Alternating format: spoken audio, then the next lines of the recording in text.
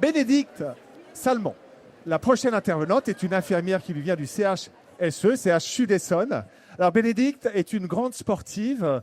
Elle fait beaucoup de gymnastique. Alors la gymnastique, vous savez le principe de la gymnastique. Attends, Bénédicte, viens. On l'applaudit s'il vous plaît, Bénédicte. Il faut multiplier les agrès quand on fait de la gymnastique. C'est pour ça que tu as multiplié les expériences. Tu vas nous parler de tes expériences. Et surtout, tu as fait le championnat de France de Team Gym. Il y a une compétition qui s'appelle Team Gym, le Team Gym. Team Gym, Team Hospitalier. Ça nous fait une petite transition tout à fait sympa. Je propose qu'on te mette, Bénédicte, avant de te laisser la parole, ton petit jingle. Je ne sais même plus ce que c'était pour toi.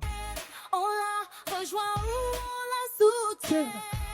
Team Hospitalier. Voilà.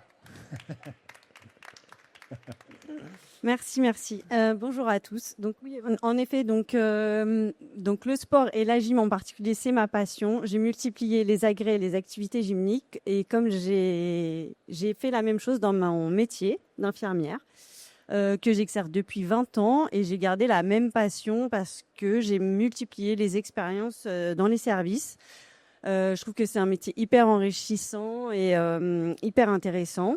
Bien sûr, je pense que comme tous les soignants, il y a des moments où on a envie d'abandonner, on est un peu épuisé. L'empathie, c'est épuisant avec le temps, la passion aussi.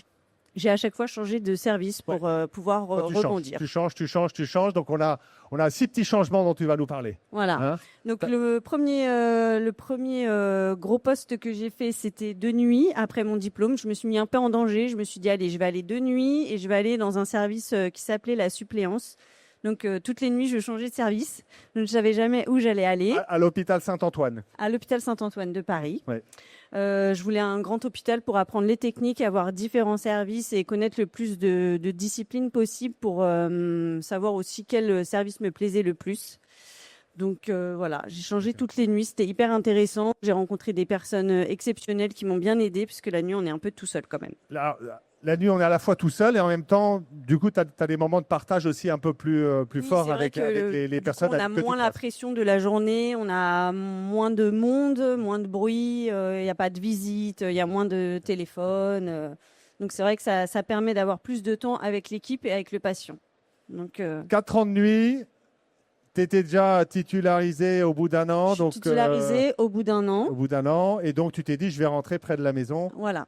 J'ai choisi de rentrer près de la maison pour être plus près, construire une vie de famille et faire moins de trajets. Donc, j'ai été en chirurgie.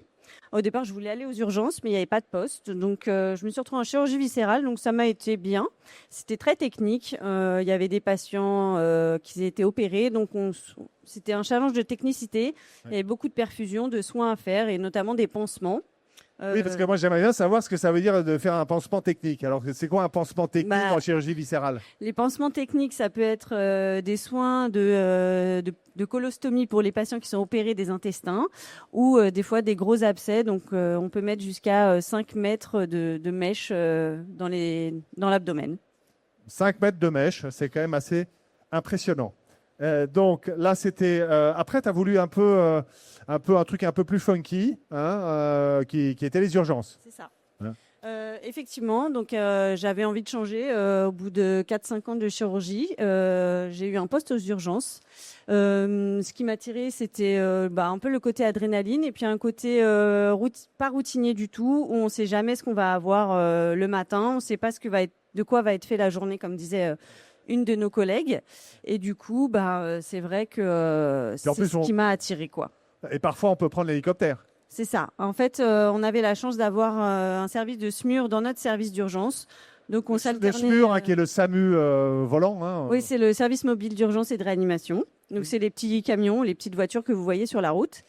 Du coup, on sortait avec le SMUR sur des interventions. Donc, c'est assez sympa. Et j'ai eu la chance aussi de prendre l'hélicoptère. Bon, pour le patient, c'était moins sympa parce que ça veut dire qu'il était grave, mais voilà. Oui, non, tu dis que c'était sympa, mais ce que tu m'as fait réaliser, c'est que quand vous êtes comme ça, tu sors de l'hôpital en hélicoptère, tu as l'adrénaline, l'hélicoptère et tout, mais tu es seul. Oui. Tu arrives sur site, tu es seul. Alors, en tout cas, tu n'as pas ton équipe autour de toi pour faire ta perfusion. Non, parce que l'avantage aux urgences, c'est qu'on est quand même une grande équipe, donc on n'est pas tout seul en tant qu'infirmier, on est souvent 4. Enfin, là où j'étais, on était 4. Donc, si on avait un problème avec un soin ou qu'on n'arrivait pas à le faire, eh ben, on appelait un collègue. Là, en SMUR, par contre, on est un peu tout seul. C'est vrai qu'on est juste avec le médecin et un ambulancier. Donc, si on n'y arrive pas, il faut y arriver quand même. Donc, il y a quand même un peu de pression. Ouais. D'accord. Donc c'est sympa, mais enfin, adrénaline forte. Il faut rester quand même assez concentré. Alors après, c'est le bloc. Le bloc est un monde un peu à part dans l'hôpital. En fait, les urgences, il faut pas se leurrer, c'est assez fatigant psychologiquement. On est confronté à beaucoup de problèmes sociaux, beaucoup de patients, et au bout d'un moment, c'est vrai qu'on est un peu fatigué. Entre-temps, ma vie aussi avait changé. Donc, j'avais mes enfants un peu solo 1 semaine sur 2. Donc, j'ai choisi d'aller au bloc opératoire, surtout parce que j'avais des horaires un peu plus souples et je pouvais plus m'occuper d'eux. Mais c'est vrai que c'était un milieu un peu particulier parce que c'est très fermé. On s'attend pas trop à... Enfin, on sait pas trop en fait ce qui s'y passe là-bas. Donc, c'était intéressant, mais il faut être hyper attentif. Les chirurgiens sont pas super sympas, pas tout le temps et pas tous. Et puis, il y a beaucoup de traçabilité. Il faut être hyper rigoureux, il faut tout noter, il faut être hyper attentif. Voilà, c'est un peu la pression tout le temps. Tu comptes les étiquettes, hein, c'est ça que tu me disais. En fait, on colle toutes les étiquettes de tout le matériel, on vérifie que c'est bien stérile avant de le donner, on vérifie que le chirurgien il pose pas ses mains à des endroits qui seraient pas stériles pour éviter les infections. Et surtout, on compte les compresses. Donc, quand on fait des grosses interventions à ventre ouvert, comme on dit, on peut se retrouver avec 40 ou 50 compresses et il faut les compter à la fin et on peut les en perdre. Alors, je précise quelque chose qui n'était pas évident pour moi et qui l'est peut-être pour vous, si vous êtes dans le monde hospitalier. Une compresse, on la voit plus parce qu'elle devient rouge. Hein, donc voilà, il faut vraiment compter pour pas laisser 2-3 compresses. Parce qu'autant les instruments, on les voit, donc on les enlève. Je pense les qu'on instruments, les en principe, on les perd pas. Mais toi, tu n'en as jamais oublié des compresses, j'imagine. Non, des fois on en cherche, mais on finit par les retrouver. On ferme pas. Hein, tant qu'on l'a pas trouvé, on donne pas l'aiguille pour refermer, de toute façon. Alors après, donc il y a eu un petit événement qui s'appelle le Covid aussi qui t'a percuté et qui t'a permis de découvrir la réanimation. C'est ça. Donc je sais pas, je crois qu'il y a un intervenant qu'on a parlé tout à l'heure justement du Covid. Donc effectivement, c'était assez compliqué cette période et on a été effectivement un peu projeté n'importe où sans formation. Donc notamment moi j'ai été en réanimation puisqu'il y avait plus d'intervention au bloc opératoire. Donc c'était assez stressant, ça a été très très dur comme période, mais j'ai trouvé justement que les équipes, ça m'a fait plaisir aussi de retrouver des soignants et des équipes qui étaient hyper soudées dans la difficulté en fait. C'était vraiment hyper solidaire, y compris les médecins réanimateurs et tout qui étaient hyper à l'écoute et on a tissé des liens vraiment très forts et on s'est toujours soutenus malgré toutes ces difficultés. Ouais. Donc ça c'était vraiment génial. Et puis, tu as gardé quelques petits souvenirs. On t'a projeté aussi loin de la France. Oui. Ici, c'était en Guyane. Hein. Du coup, on nous a proposé de faire des missions humanitaires dans les Outre-mer. Donc, du coup, c'est vrai que j'ai fait 15 jours en Guyane pour aller les aider pendant cette période difficile. Alors, ta dernière expérience, c'était aux soins intensifs. Hein, c'est pas très, très loin de la réanimation. C'est ça. En fait, ce qui s'est passé, c'est qu'après le Covid, il a fallu réintégrer le bloc. J'ai pas retrouvé l'ambiance et la cohésion que j'avais vécue en réanimation et j'avais beaucoup aimé les soins intensifs et les soins de réanimation. Mais c'était un peu compliqué pour moi au niveau des horaires, toujours par rapport à mes enfants et à ma vie familiale. Donc, j'ai choisi d'aller en soins intensifs. Et j'ai un poste transversal, je me suis dit, pour un peu évoluer dans ma carrière. Et du coup, je m'occupe du service. Donc, je reste auprès des soins et après auprès des patients, mais je m'occupe un peu de toute la logistique du service. Et je supplée un peu la cadre parce que elle est bicite, elle est pas souvent dans le service. Donc, je fais un peu le relais entre mon équipe et elle. Et je les aide à obtenir les meilleures conditions possibles de travail. Je les aide dans leurs soins tous les jours. Et puis c'est plus compatible avec ta vie de famille aussi. Tout à fait. Donc, mais c'est hyper enrichissant et du coup on met plein de projets en place dans le service. Et c'est un peu un nouveau poste qui me plaît beaucoup. Ouais. D'accord.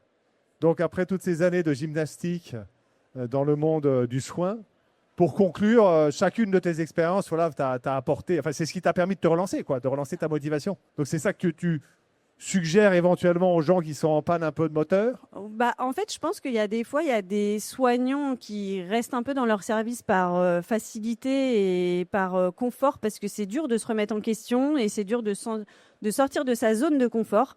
Moi, en tout cas, je pense que ça a été mon moteur et je pense qu'à chaque fois, j'ai changé de service dans des moments où ça allait plus trop, où j'étais plus trop motivée par mon métier. Et ça m'a permis à chaque fois de recharger mes batteries, de retrouver cette passion parce qu'on réapprend dans un nouveau service, on se remet en question. Ça permet de ne pas tomber dans la routine des soins et de toujours se poser des questions dans notre pratique. Enfin, en tout cas, moi, c'est ce qu'a fait, je pense, pourquoi je suis encore infirmière. Eh ben, on est bien content que tu sois encore infirmière. Merci beaucoup, Bénédicte. Un maximum d'applaudissements pour Bénédicte. Merci.